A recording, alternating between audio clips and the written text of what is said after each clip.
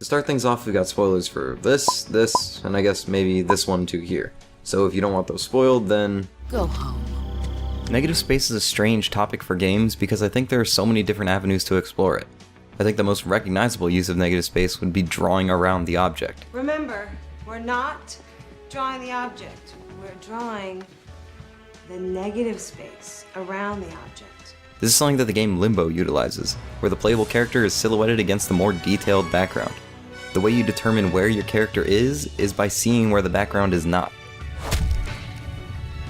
It's also something the Unfinished Swan used throughout the game, where areas remain purely white until you mark them in black. They're not defined by the space around the paint, rather than not at all.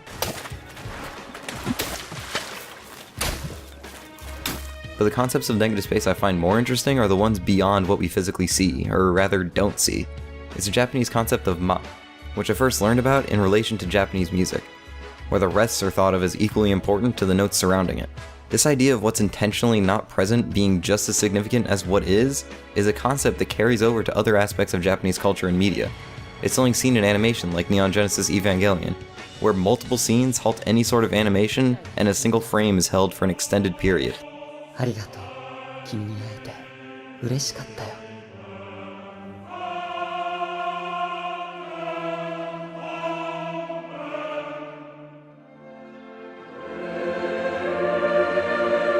It's moments like these that cut off any feed of new information, in this case animation and dialogue, in favor of a period of reflection. Evangelion has multiple scenes like this that will hold static frames for over a minute. And it's in this blankness that a mental interaction with the media is found. For me, these long pauses establish a connection between myself and the scene because there's nothing new to take in.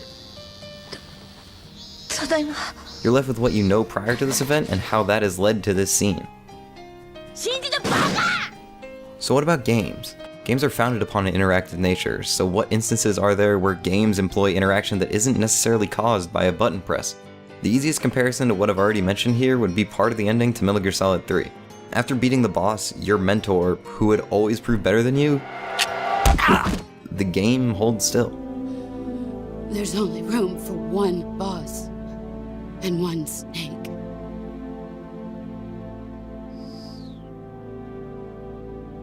It's a moment that doesn't explicitly tell the player to do anything, and why should you, since the rest of the game's cutscenes remain relatively free of interaction save for some alternating first-person camera angles.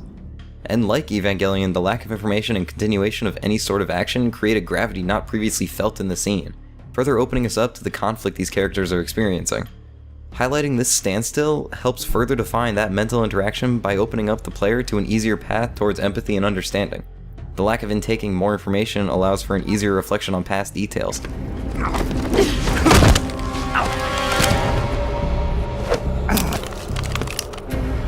Why'd you come back? And in these cases, remembering the moments between the characters and how they relate to and impact the present. A moment to stand still in their shoes. What's it going to be? Loyalty to your country or loyalty to me? Your country or your old mentor? The mission or your beliefs? Your duty to your unit or your personal feelings? And beyond that, it's pretty evident that Metal Gear Solid's director, Hideo Kojima, thinks of the time that you don't play the game almost as important as the time spent actually playing, due to the numerous cutscenes that can fill full television slots.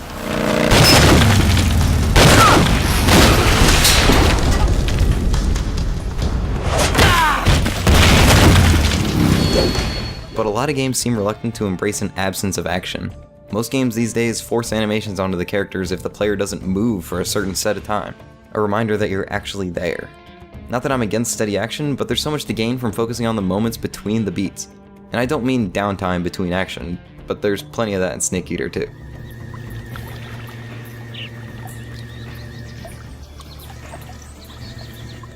Downtime is sort of like bookends, used to further emphasize and highlight the action in between, whatever that action may be.